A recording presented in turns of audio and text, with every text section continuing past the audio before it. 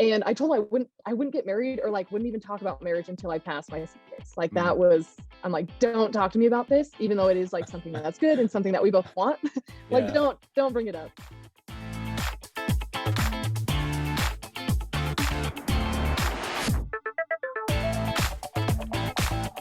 Welcome to episode 91 of the CPA Exam Experience podcast from SuperfastCPA. I'm Nate, and in today's interview, you're going to hear me talk with Sophie. Now, Sophie, in her interview, there's not a huge backstory where she struggled with the exams for years because she had found SuperfastCPA and had our program and started with our study strategies from the beginning. So her study process went pretty smoothly, and she just worked her way through the 4 exams. So this interview is more technical, where we pretty much get straight into the strategies, how she applied them on a daily basis, why they worked, and a little bit of the philosophy behind the strategies and why they work so well. So regardless of where you're at in your own CPA study journey, you will find this interview very helpful and informative because it's just so heavy on just the strategies, what works, what to avoid, and what to spend your time doing. So before we get into the interview, I just need to mention 2 things. First, you know what I'm going to say at this point, our free study training. As you'll hear on Sophie's interview, that is what she started with, our free study training webinars. I don't care how long you've been studying or how much you think you know about the study process.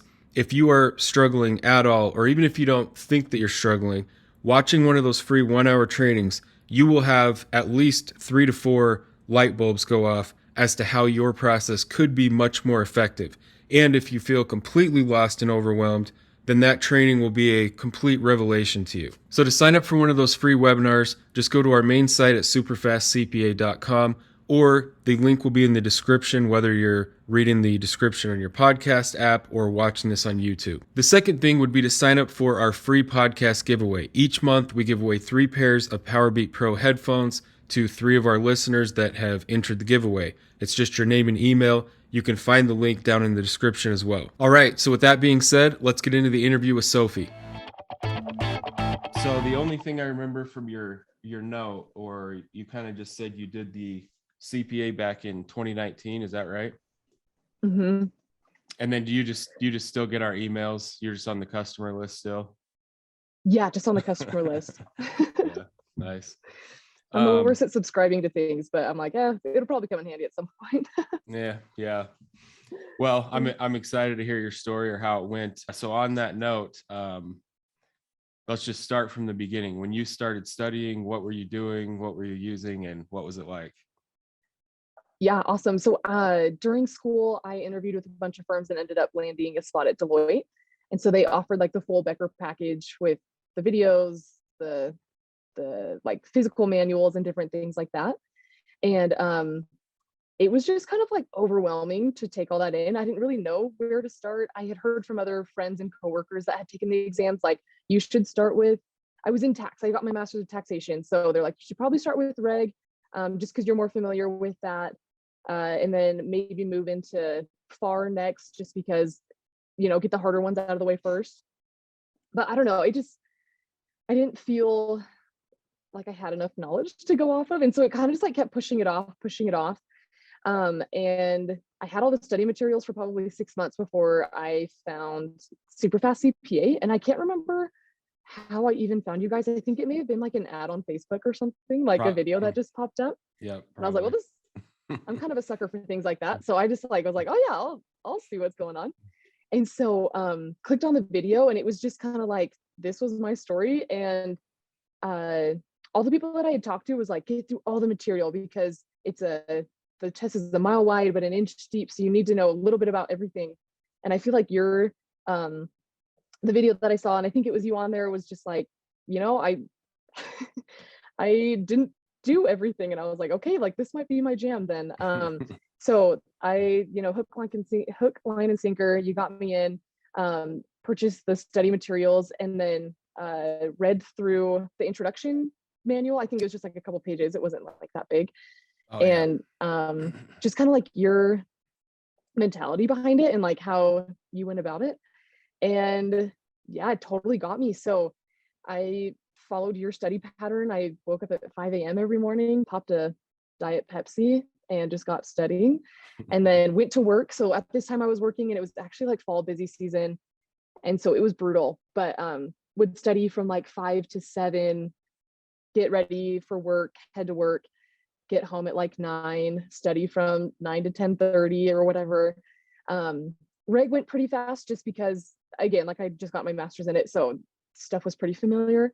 So yeah, took reg, passed it fine, and then just like, yeah, moved on to audit and did what you said. I only did the multiple choice. I didn't do, all the videos because those were so cheesy and they kind of like irritated me a little bit. They weren't helpful. I was like, this is not super helpful. And when it came to the test, you were 100% right. Like all the questions were variations of the questions that were in the study materials. I mean, like they changed the numbers, which changed the answer, but essentially like the formula behind it was the same and definitions were exactly the same. So yeah, I thought it was super helpful. So audit, you passed your first time without just doing that? So audit was actually kind of user error. I had to like reschedule a few exams because my husband's cousin ended up getting married, and so we wanted to go, and I had scheduled, I think it was audit for that weekend. And so rescheduled stuff, and I thought that I moved my audit test to a Monday. And so I like took work off that day, studied and everything, and I showed it to the testing center and was checking in, and they're like, we don't have you on our list. And I was like, well, that's weird. Like, oh, what happened? Come to find out, I had scheduled it for the Saturday before, and I feel like that's like not in character for me. So it was super weird. But anyways, so I ended up missing my audit exam and then scheduled it for, and I felt so prepared. Like I felt so prepared for that exam. And then I ended up moving it after I took BEC just to like keep the continuity and stuff. Yeah. And I think by that time I was like, oh, I should just need a refresher. Like I won't really need to do too much studying. And so when I actually showed up for that next exam, I ended up failing that one. I just was not prepared at all. I feel like all of that just kind of, that binge and purge mentality. Yeah. And it was just purge. Yeah. So definitely. I re-went through all the study material again, like fully this time, as far as like all the multiple choice, all the chapters, and then passed it the third time's the charm. Yeah. That's so when you miss it, when you just miss the exam, what happens? Did you hear anything from Prometric, or did they like, you just get a 0, or how do they even, I've never heard that. Well, I'm glad to be your first. I'm sure it happens a lot, but they didn't reach out at all and say like, hey, where are you at, or anything like that. I think they marked it like as an incomplete, like I just didn't even take the test. Yeah. And so but I had to this is taking me back. I think I had to reach out to someone to say like what happened, like someone within the testing center, because they don't like when people just don't show up. And then I had to pay for the test again. Yeah. So that was kind of a bummer, just to repay for it and everything. And then I had to wait. There's like oh man, what do they call it? Like you got to get a new NTS. Yes, exactly. I had to get the new NTS and everything. And then, so it just took a little bit, and I think I was kind of discouraged too. Yeah. I mean, that would be annoying. So what I was asking is, if someone has never worked in audit, then audit a lot of times is one of the harder exams, because it's just really specific to auditing, obviously. And a lot of it sounds the same. It's very boring, to try and learn it in like textbook format, and you've never worked in audit. So I was just surprised you passed it without watching the videos or reading the text, really. Yeah, I think like the acronyms really caught me up, and I passed with like what was it, 76. So I mean, like just barely made it. Yeah. But yeah, the acronyms threw me off, and I feel like their answer choices were all so similar. I was just like, this is ridiculous. And audit was definitely my worst class in college too, and that's probably why I didn't go into audit, because I was like, I don't like this at all. Yeah, that makes sense. And so your BEC, did you pass that? Because you moved on from audit to BEC. The rest of them passed no problem. I should not say no problem. The rest of them I passed. And so, I think my score progressively got lower and lower as I went down, but I was like, I don't need anything higher than the 75. Right. So this is great. So did you do FAR last, or was it reg and Or then second. FAR? Oh, okay. I see. Reg, FAR, BEC, audit, although I had those switched in my mind, but yeah. Nice. Yeah. So you said you kind of mentioned this, but would you basically just follow the study format? I'm guessing in 2019 we would have called our strategy videos the study hacks course. Does that sound familiar? Yeah, totally.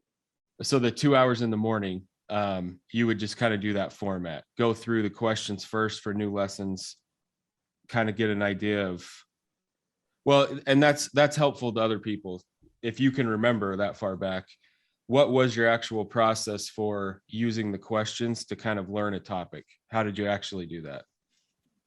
Yeah, great question. That is taking me back. I think I just jumped into, well, no, because you guys had like really good summaries of Oh, the each. review notes. So Okay. I think I went over those first. I like went over the binder of information first, and then just jumped straight into Becker's multiple choice questions. And then we just go through them. And I didn't really care whether I was right or wrong because they provide that explanation at the bottom. And so then I would just read through all the explanations with the question. And I can't remember if I don't think I made study cards, but I think I had like a notepad in front of me. And then if anything just like wasn't clicking, like if I kept getting the same question wrong, then I would like write it down. And for some reason, I think I'm like a visual learner. So like writing it, seeing it helps me just absorb it a little bit better. And so, yeah, I would just write it down. And then I would just keep going through that same multiple choice section because they have like the different chapters, and then within those chapters are the different sections. And so I would like go through those sections until I'd gotten like 100% right, maybe like 5 times in a row. Okay. And then I would move on to the next section and then match that up with your guys's study notes. And then same thing, just like keep going through them, make notes if anything didn't make sense or wasn't really quite clicking. And then at some point, I feel like I just accepted the answers that they gave at the same time. I'm just like, okay, the answer to this question is this. I don't necessarily need to know the theory behind it. I just need to get the answer right. Yeah. No, I mean, there's a lot of, strategy in that basically, because that's kind of my whole approach was, how do I just figure out how to get a passing score, like in as least time spent as possible. And so it's like, okay, on test day, I'm going to see these multiple choice and then these simulations. And so I'm just going to kind of use those from the review course. And because anyways, without getting into the whole thing, lessons, cover everything, but then the questions really just ask about maybe 3 or 4 things from that whole lesson. And so, yeah, it just was like a way faster way of doing it. So that was a good overview. So you would click through the questions, not caring about whether you're getting them right or wrong, because obviously you've never seen the topic. And that's, that is an idea it's really hard for people to grasp that. When I say like, listen, you're using the questions when you go through it first as a learning tool, just like the video, but people have this hang up with like, well, no, if I'm going to do the questions, I need to like be getting them right. And, it's like, okay, you will learn faster if you can kind of set that aside, that mentality of, yeah. And I think that's hard for accountants because we're perfectionist type people, and we most likely did pretty well in school, and you like to see those passing scores or like high scores or whatever. But it's hard to just be like, just forget about it. Yeah. Just learn the material. Okay. Yeah. So you would click through the questions and maybe take some notes, just see how, maybe read the question, like, okay, for this is how the calculation's done. And then once you kind of felt like you understood it, you would then start the questions over and try to actually answer them. That's a really good, yeah. Go ahead. Yeah, just like memorization tools. So, and then probably would end up going through them like 6 times, which might be excessive. I don't know. But that may not work for everybody, but that was kind of something that I was like, okay, this will help me stick and whatnot. And then would you do the like a daily set of re-review questions pulled from everything? Or Yeah, you totally. okay. I think it was like once I got to the end of the chapter. Well, yeah, right. Because they do have those questions as far as you've made it. They'll have like questions that line up with what you had, right? I Well, can't even yeah, remember. so This is terrible. no, it's because it was like 3 years ago, if 2019. But so one of the main things that are in those videos is to you do your first 90 minutes, going through the questions first, like you described. And then the last 30 minutes of the 2 hours would be you generate a set of 30 from all the chapters you've Yes. previously been through.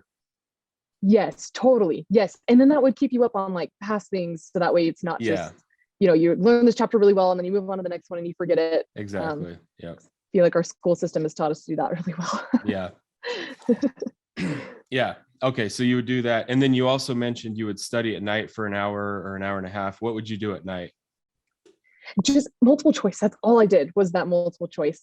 If there was something that I thought I should learn the theory a little bit better, I would go into the textbook, into Becker, and just read through it. I didn't really waste my time too much, like I said, with the videos, because I felt like they were kind of slow. And you can't just like click right to the point. Like if I wanted to learn, oh man, Yeah, just some I can't even remember subtopic, what was on that test. Like right? very Yeah. like specific subtopic. You can't just click right to it. So then I would just go to the Becker manual, because essentially those videos are them reading off the manual, Yeah. and I would just read through it a couple times until I felt like I understood it a little bit better, and then would move on. Yeah, just a lot of multiple choice, and that's what I've like told people that I work with. Moab is kind of a funny office. There's a lot of people that join the office as like an accounting services member. So they're just like doing accounting for different businesses in town and they don't have their degree yet. So then they start going to school, they get their degree, then they do their master's all while working, and then they start studying all while working. And they have families. They're a little bit older, like not Yeah. your traditional straight out of college kids. And so that's what I've told them. I'm like, just do the multiple choice. Like that's all you need to do. And I don't know if they quite believe me, but honestly, it works. Right. Yeah. I know it's a lot of people really want to torture themselves and watch every video and read the chapter. What about the practice sims though? I'm assuming you did those at least a little bit, or how'd you work those into your process? Yeah, so I did those for Reg and FAR at the beginning. I heard a lot about BEC is just like writing, and I've always felt very confident in my writing. So as long as I could make a point, then I felt okay with that. Yeah. But then I realized that like the sims in like it was just kind of a coin toss what you were going to get. Like it may line up exactly, or you may get something that you've kind of seen before, and it may be something that you're just like have no idea. And I felt like the multiple choice really helped with those too, because you kind of know like the backbone of the answers at least. Mm-hmm. And so sometimes I don't want to say like I just won those, but more likely than not, like I kind of just won it. And Yeah. I mean, a lot of people say that, and it does. I think when you spend the majority of your, well, going back, what most people do to study, and they don't realize, like if you divided up their time in percentages, if you watch the whole video, read the chapter, and then kind of look, do the practice questions, you're really spending like 60 to 80% of your time in like presentation. You're learning topics in presentation format instead of like in question format. But when you spend most of your time doing the questions, like you were saying, you learn the material or the topics in the context of questions, and it makes the sims way easier, even if you haven't really spent a ton of time on practice sims specifically. Yeah, totally. that's a good point. During the day, would you use our study tools at all from your phone, or you just kind of stuck to the morning and night? Primarily to the morning and night, just because it was busy season. So during the day, we just didn't have quite the time. And I think it was my first busy season. So that on top of it, it was just a fire hose of how to use the software that Deloitte had, how to Because you come out of your master's program, you're like, oh, I feel so confident. And then you actually get in the workforce and you're like, this is nothing like school. Right. This is completely backwards. And so, yeah, so I feel like during the day, it was just kind of I don't have time, but sometimes during lunch, I would pull stuff up, but often during the day, I just didn't quite have the time. Yeah, you're just working. Yeah. But you said you would read the notes before you kind of jumped into the chapter or the questions first thing. And a lot of people say that as well, even though I've started telling people to do that because I kept hearing that on these interviews, but I was never really, that wasn't like part of our videos back then, at least. I would just tell people, no, just read the notes throughout the day or whenever you have time. It's just kind of a refresher type thing. But Yeah. a lot of people say that they do exactly what you said. And I think it's just to kind of like get your head on straight, or I don't know, kind of get like a heads up of what you're going to be learning about. I do remember now, like thinking back when I'm trying to think, my commute to work was probably 45 minutes, no traffic at that time. So in the morning, like during Phoenix rush hour, which is not really that bad, it could take like upwards to an hour to get there. So I do remember listening to the podcast version or like the audible audio version. Notes. Yeah. Yes, the audio notes, just because it's just, again, like reiterating stuff. I can't believe I forgot that. So I did listen to those a lot just to kill the time and whatnot. Yeah, I mean, it's boring, but if you do that daily, that's like an extra hour and a half of just exposure. And that over whatever, 6 to 8 weeks is like an extra 50, maybe 100 hours. Right. Just time you wouldn't have otherwise. Yeah. And you don't have to be looking at anything. So while mindlessly driving, it's perfect. And sitting in traffic, like what else am I going to do? Right.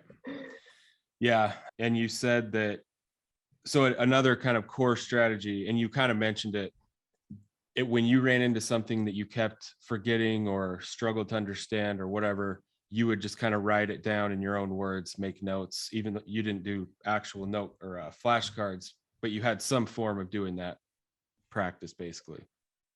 Yeah. And then I would review those sometimes too. Like if I came back to that question, I would look at my notes again. But yeah, that was pretty much the extent of like making note cards, quote unquote. I don't think you could really qualify those as them, but note cards never really worked for me in school anyways. Like I remember even back in high school, like all the kids with note cards in chemistry and different things. And that strategy never super worked for me. More just like taking notes on a piece of paper was helpful. So if note cards work for somebody else, I would like highly suggest that, but that was never really my jam. Right. Yeah. I think the point is just some way of things that you struggle to understand or remember, you write it out in some way. And that's way different than what a lot of people do is they'll miss questions and then they read the explanation that's just there on the screen or whatever and just think, oh yeah, I forgot that. But writing it out, putting it kind of in your own words, it just does something. It's like one level above ineffectiveness, to try and remember something you keep missing. It's kind of like when they say you don't truly know something unless you can explain it to someone else. Yeah, exactly. So it's almost like you explaining it to yourself in a way. Yeah.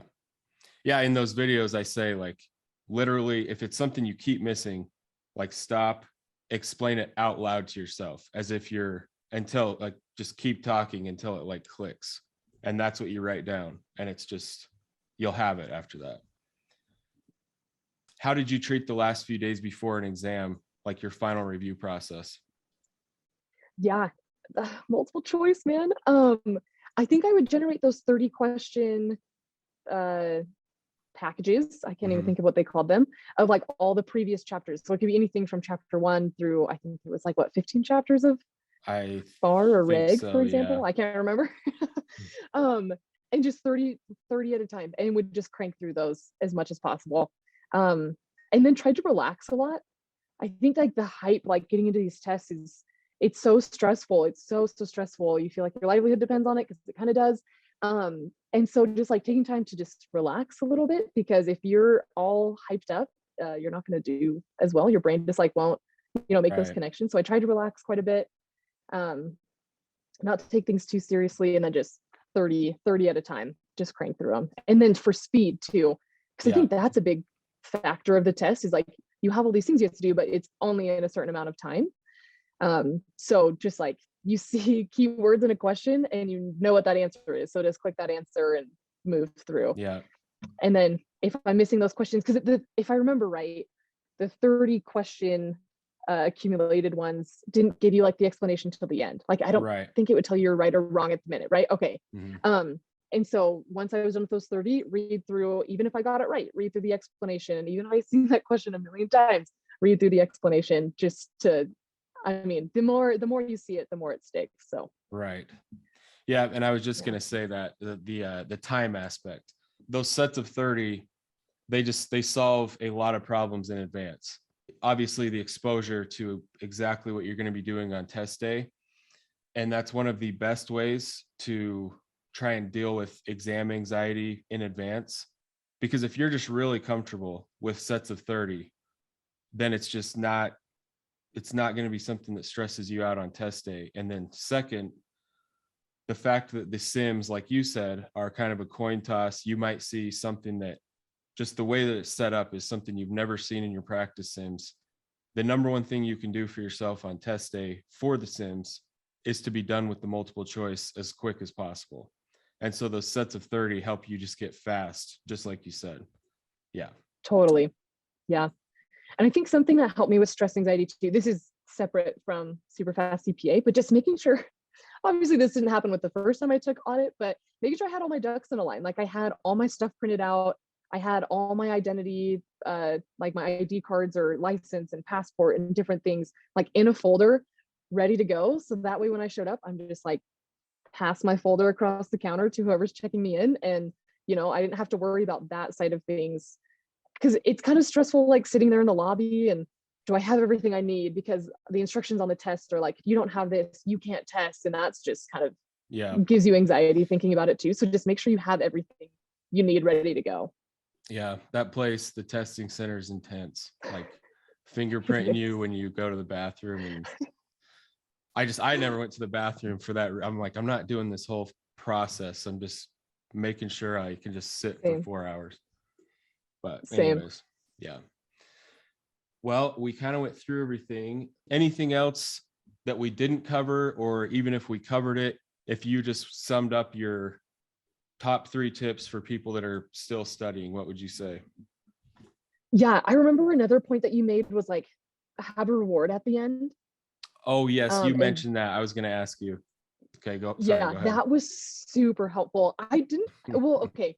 So while I was studying and stuff, my husband and I weren't actually married at the time, but we were dating and kind of getting to the point where we were like, we should get married, we've been dating for a year and a half. And so that's just like the next step, and I told him I wouldn't get married or like wouldn't even talk about marriage until I passed my CPAs. Like that was, I'm like, don't talk to me about this, even though it is like something that's good and something that we both want. Like, don't bring it up. And so, yeah, give yourself a goal, or a reward. I think yours was golf clubs. Is that right? Yeah. Or something. Yeah. Whether it's like a financial purchase, a trip, your next stage in life, like just knuckle down and like put that on your bathroom mirror, put it in your bedroom, on your door, just like have that everywhere because these tests won't last forever, even though they seem like they will. And so put in the time. Even if you have to miss a couple social events, even if you have to stay up late or wake up early, just, keep reminding yourself, like at the end of this, there will be something so good that comes. I think I also was like, we're going to go to Hawaii after I pass. And that didn't happen. But the thought of going was like super motivating to keep studying. Yeah. Keep studying. So what did you actually do? Did you put pictures of stuff, like you said, or around your house, or what kind of visual reminders did you use? I used Hawaii because that was an easier one than like marriage. I don't know. Marriage is kind of cliche. But yeah, totally put pictures of Hawaii. My mom's from Hawaii. And so I like had texts from my cousins. I was like, I'm coming to visit you. And like would just kind of in my mind, like prepare a trip. And yeah, I had little printouts of like Hawaii 2020 because it would have been the 20, which obviously wouldn't have happened anyways. But it was like the end of 2019 that I ended up passing. And so we wouldn't have been able to go till 2020. But yeah, it was, that's awesome. That was super motivating. Like do it for Hawaii, man. Do it for Hawaii. So and then the other part, is that what you guys did? You got married after you waited and then set up your whole wedding and planned everything after you were done? hmm Nice. That's pretty much how the cards fell in place. I think like the funny thing is, so let me think how this went. I failed audit. So I had taken my last test, right? I had taken audit, I missed audit, and then I had actually taken the test for the first time, and the one that I failed. And so right after I'd taken it, my husband still, or boyfriend still at the time, started talking to me, and he's like, okay, you've taken all your tests. We should start talking about getting married. I'm like, no, I want to wait till the score comes out. And totally, I failed, and I was so mad. I was so mad. But yeah, and then he was like, okay, like I respect that you just need to make this one final push and like pass and whatnot. And then after that, that's when we ended up getting engaged and everything. So I mean, practically speaking, that's just a good idea too, I guess, because trying to plan weddings and stuff with just yeah, kind of what this requires, especially if you're working full time, it really kind of takes up most of your time outside of work. That would just be, totally. that would be hard. And we don't have kids yet, but I know people that studied with kids, and if you can do it before you have kids, I mean, I think that would be all the better. Right. Yep. Yeah. On an interview I just did, like we've had several people with, full on families that have been on the interview or been on the podcast and stuff. And now having 2 kids, I did it before we had kids, but yeah, it's just, Can't even when imagine. I did it, it was more of a, I'm just kind of sacrificing my hobbies or whatever I would normally do, or sleep, I guess, because I studied in the mornings. And it's just like a personal discipline thing. But when you have kids, they don't care that it's like, hey, you can't be up right now because I'm trying to study. If they wake up at 5, you just like, they have to be dealt with. Like, it's just a totally different thing. It's not just you making the choice to sit down and study. Yeah. It's just way harder. But anyways, so top 3, do the multiple choice, have a reward at the end, relax and get yourself ready before the test. That would be top 3. Yeah, the relax. Actually, those last 2, I think a lot of people that are just starting would kind of scoff at those ideas, like, the motivational tactics. Like, what are you talking about? It's like, okay, well, start doing this for a few weeks, and you'll quickly realize that it's hard to just like keep your head in the game type thing. And then anxiety. I get so many emails about that. Like, how do I just, like, I score good when I'm studying at home, I go to the testing center and just freak out. And so it's a huge thing to just kind of, however that has to happen, just calm yourself down. Yeah. And I think I remember my very first exam, getting sat down at the computer, and like my mind just went blank. And I was like, oh, this is not the time. This is not the time for my mind to go blank. So I think I took not a few minutes, but definitely a few seconds. And I played sports like all growing up and during college, and like game day, right? Game day anxiety. And that's what I kind of attributed test day to. But my coach would always say like 4x4 breathing. And so you like inhale for 4, hold it for 4, exhale for 4, hold it for 4. And just doing that, like, I think I did it probably like 5 or 6 times, gave myself a second, and then was like, okay, now I'm ready to start. And, things came back as like questions came up, and you're like, okay, I feel comfortable now. But yeah, even when you're there at the testing center, just kind of like, take a second, breathe. It's game day. You gotta, gotta perform. Yeah, I mean, that's a very very simple but practical tip for people that to just take a second. So you would do that as you've already sat down at the actual station and your time has started, and you're just like, okay, I just gotta take 30 seconds type thing. Yeah. And only really if like I think it was only on that first test, maybe midway through a couple other tests, like you've been sitting down for an hour and a half, and you're just like, oh my gosh, when will this be over? But I don't have enough time for it to be over yet. And you're kind of feeling those nerves. Just like take a second, breathe. I think those 30 seconds wasted will actually like pay off a ton more than just trying to push through. Yeah. Awesome. All right, Sophie. Well, I appreciate you doing the call. People find these really, really helpful. Just now that we have almost 100 of these interviews, that's incredible. We get a lot of feedback about just the podcast itself, how helpful hearing other people's stories are. So I'm glad you found us back in 2019 and that it seemed to help. And yeah, congrats on being done.